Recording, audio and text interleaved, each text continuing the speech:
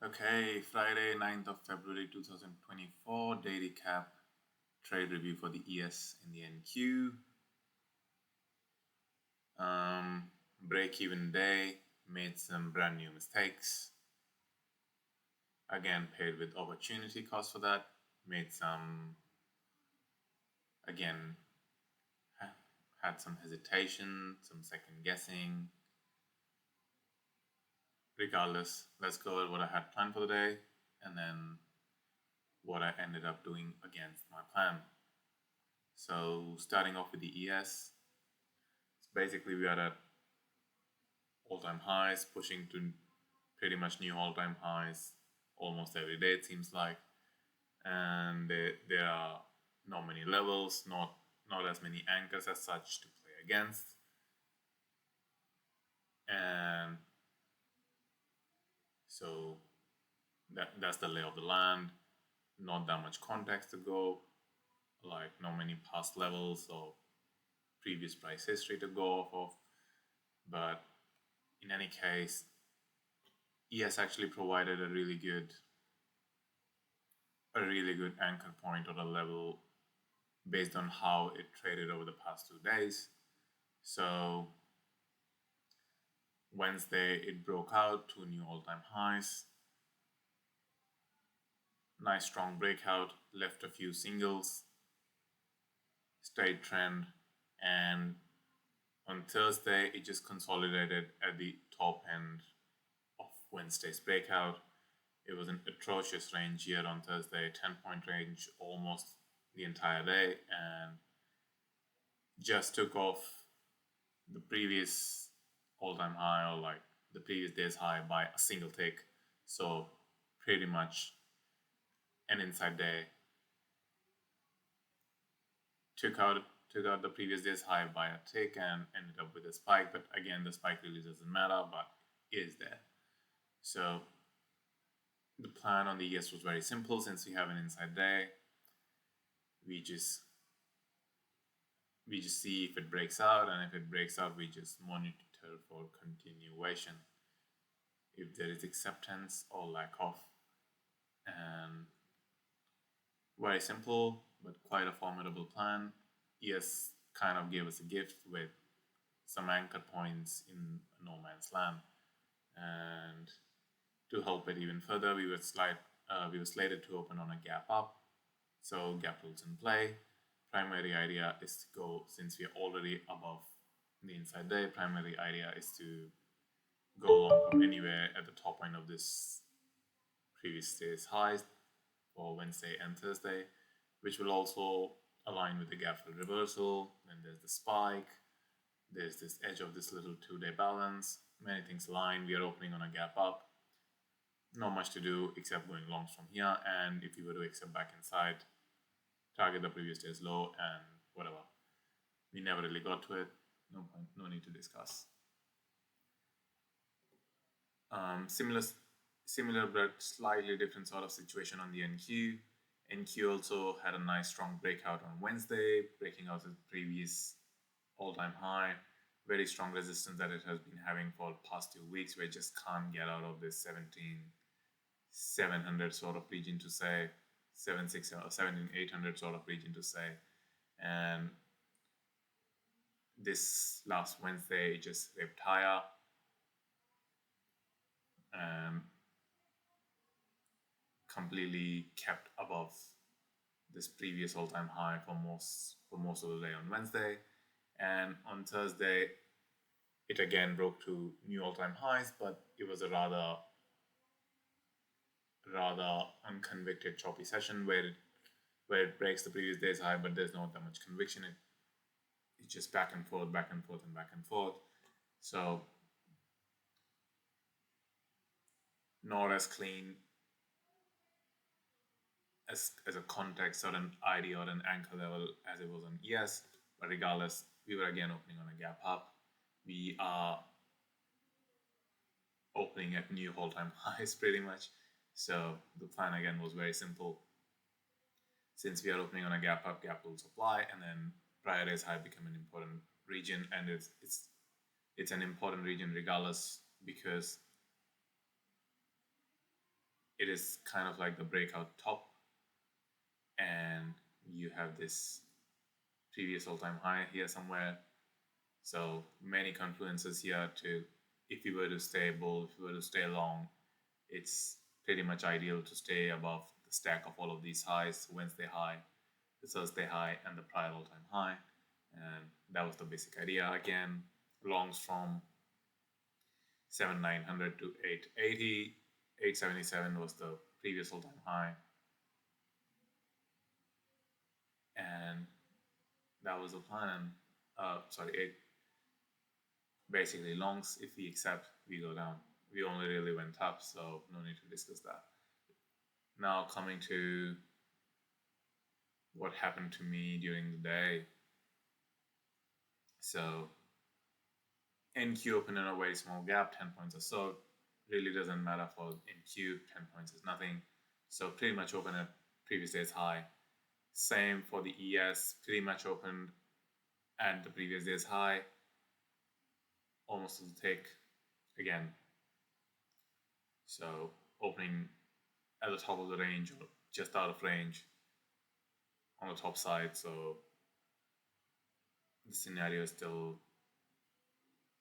the bullish idea is still in play. And then pretty much right at the open, we have an interaction with our main level, and we are active and actively watching what's happening. ES just provided such a clean, beautiful setup or an entry where you had decent absorption and then just strong buying coming through. And so even though I did not go long on the first change, it was just at the start of the day, and we have come up pretty strongly down here. So it's much better to stop or be a little bit more patient and see what the situation is like. And that's what I did. And there was heaps and heaps of absorption here, and then strong buying comes through, and then there's like 1,900 delta here within this little itty bitty region. And I decided to go long right here before the close of this candle. There was enough absorption here, there was enough people coming, so I just decided to take long. It's already late if you consider the exact system,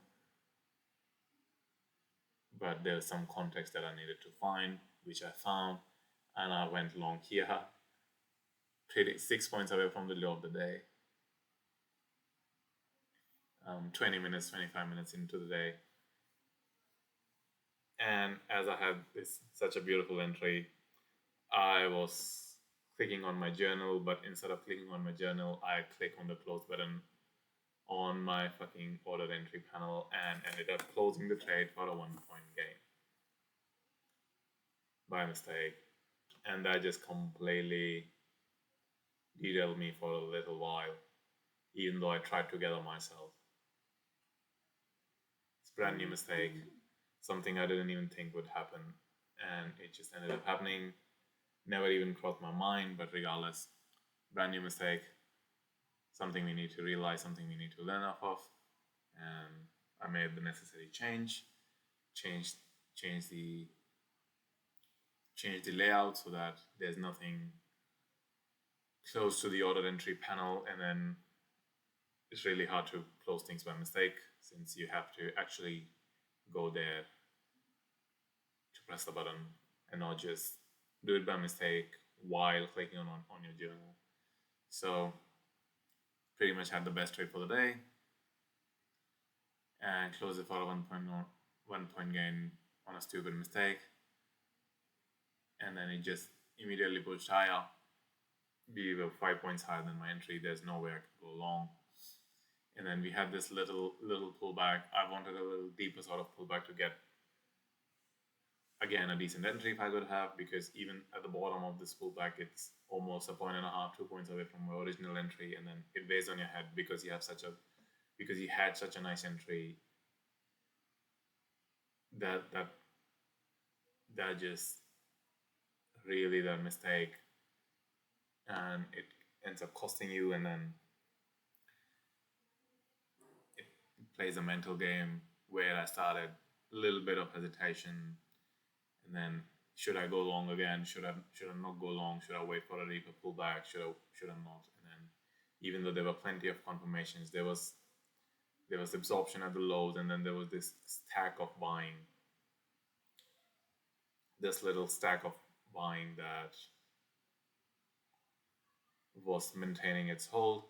So once we had absorption at the lows, 1200, 800, 1000, 800, so a decent bit of absorption at the lows, and then we had strong buying coming in, which was holding foot. So after this push, after the sellers were absorbed, we had this beautiful push up, and all of these strong buyers, they were holding for. They were not letting us go underneath or even test the prior day's high again. Very, very strong. And I decided to go long again, but I just ended up closing that for a 1 point loss. So pretty much exactly break even on ES for today. But the reason I did that was, if I were to, because I bought here, stop for the low of day is 10 points away, and there's just no risk reward. Like, even though the plan really just says targeting 50, 30, 40, now I'm long here at 50, 27. 30 is obviously not an option. Even 40, you have 13-point gain, 10-point loss. So 1:1. There's just no risk reward for that. And that is the ideal case where it actually goes up to 50, 40. And I'm willing to wait all day for it because it happened pretty much at the end of the day. So I decided to close it up because I was still a little bit flustered with this, not happy with the blended, want to regather myself, just closed again for a 1 point low if the price is too high. Still like it as long, as I said, because there was all this order flow confirmation there. And again, as I got out, it's very easy to say at this point of time that you could have gone long here anywhere, but that's not how things work on the high right edge. Since you've already made a mistake and it's playing a little bit of mind game, you just don't know. Now you're there and it's pulling back, and then you're going, maybe it pulls back, it retests again, maybe it will pull back to VWAP, I'll buy at VWAP, and it never even really touches VWAP. But to buy at any point here, you're pretty much buying the high of the day at the point of time. And even though in hindsight it looks pretty much perfect, why did you just sell? You could have just put your stop here or behind VWAP. Look, it never even touched VWAP. But again, that's hindsight. That's not the hard right edge. And I have to learn on the hard right edge how to train on the hard right edge, not in my fucking hindsight. So that was pretty much the day on the ES. Nothing to do for the rest of the day. And that's that. Of course, in hindsight, could have bought here again. Obviously, I did not do that. But that's hindsight. That's not. And then with the NQ didn't have as solid order flow confirmations as the ES. Regardless, it was still a good setup.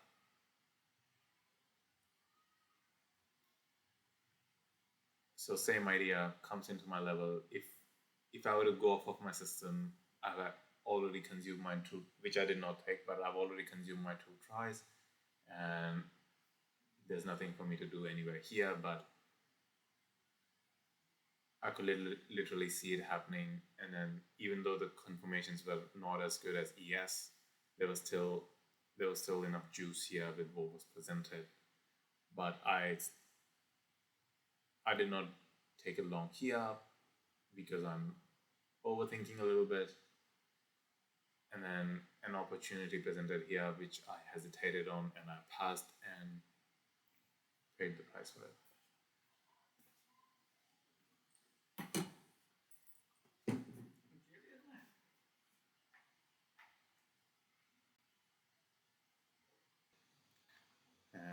so I ended up paying with the opportunity costs. So during the week, traded only 3 days, no trades for 2 days, no trades on Wednesday or Thursday. Ended up the week red, made a lot of mistakes, a lot of room for improvement, and here's to keeping on learning, improving, and to a better week next week. Awesome.